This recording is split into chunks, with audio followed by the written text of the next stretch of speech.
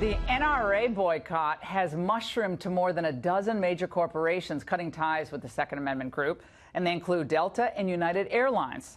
Meanwhile, President Trump criticized the first responders at the Parkland, Florida school shooting after reports surfaced that as many as 4 deputies took cover instead of pursuing the shooter.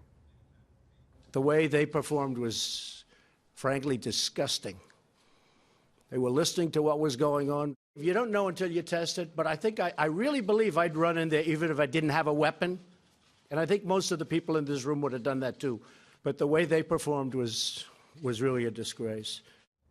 Joining us now to react to the latest on the shooting is White House Deputy Press Secretary Hogan Gidley. Hogan, great to have you in tonight. You worked a long day today. Thank you for coming. Absolutely. So I want to get into what the president's reaction was, but first I want your reaction to what we uncovered tonight about the Sheriff Israel, who is quite a piece of work. And now we find out that they're sending over around these system-wide emails to all the officers saying, support the sheriff, support the sheriff.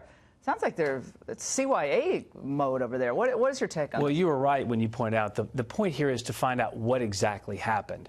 For him to use this time to go out on this political tour trying to bolster his own political agenda, which is a gun grab, which is so fascinating because Democrats in these times, as you know, go immediately to ending the Second Amendment and taking our guns. Let the government protect you. Well, we've seen what the government did at the FBI. We saw what it did at the local level. And now we saw deputies outside who were trained and had guns and didn't go in. So if it comes down to I get to protect myself with my own gun or I'm going to let the government do it, I'll take myself every day of the week. It's very odd that the authorities saw ISIS flagged in one of these visits and was obsessed with ISIS.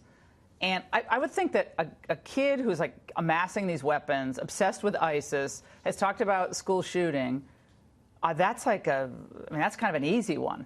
That doesn't happen. You probably don't get all those factors together. And he tortures animals. You don't get all those factors together very often. It's so sad what was missed here and what could have been avoided. I mean, you know, the president had an incredible meeting with grieving parents and grieving children, students, people from around the area who were so just angry and frustrated and furious, but also just so sad at what happened. And now we know so much of this could have been prevented had any of these one flags been taken through the proper channels. This could have all been stopped, and that's what makes it so egregious. What about my suggestion that the president ask Sessions to investigate this?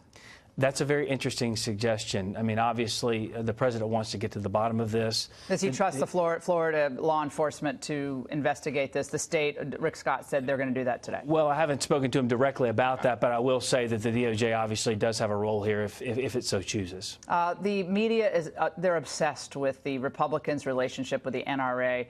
What is the president's view on these boycotts? Well, I mean, look, this reminds me so much of this is a much more grievous issue. But I mean, remember when everyone came out against the Dixie Chicks? It was kind of their blowback for what they said about President Bush when they were on foreign soil. I wrote a book called "Shut Up and Sing," which made a lot of headlines lately. I heard about that book. I heard about that. I know the author. But this is the type of thing that is ridiculous from the standpoint of we have a Second Amendment in this country. The president supports that Second Amendment, supports the NRA supports this president, and corporations can do what they want to, but to kowtow to pressure like this on something that is written in our Constitution that's afforded to every human American citizen is absolutely ridiculous. But the president's in favor of some perhaps new restrictions, get rid of the bump stocks for sure. That's obvious for him.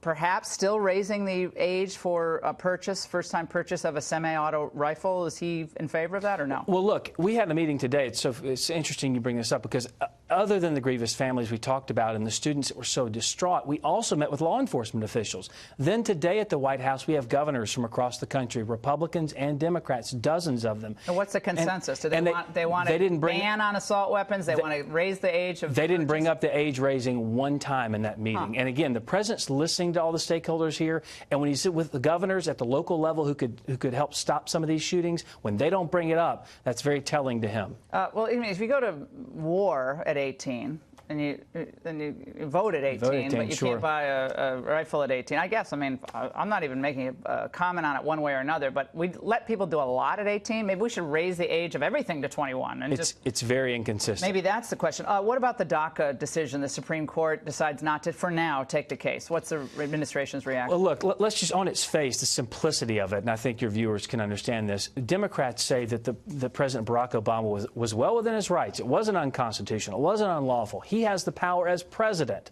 to establish DACA and start DACA. Well, play it out logically. If he has the power to start DACA, then doesn't this president have the power to stop DACA? It would make sense that if it's a presidential power. The problem is it's not. It's unconstitutional. It's unlawful. We're upset by the decision. Eventually, this has to get solved one way or the other. You're going to go to the Ninth Circuit court now because you wanted to hopscotch the Ninth Circuit. They don't. The court doesn't usually like that. So you're going to go back to the Ninth Circuit. You probably lose there. Then you go back to the Supreme Court, and they might accept the case on certiorari at that point. It's going to be a lot longer than we had anticipated. Hogan, thanks for working the double duty for us tonight. I appreciate it. Always, All right, always. good to see you. All right,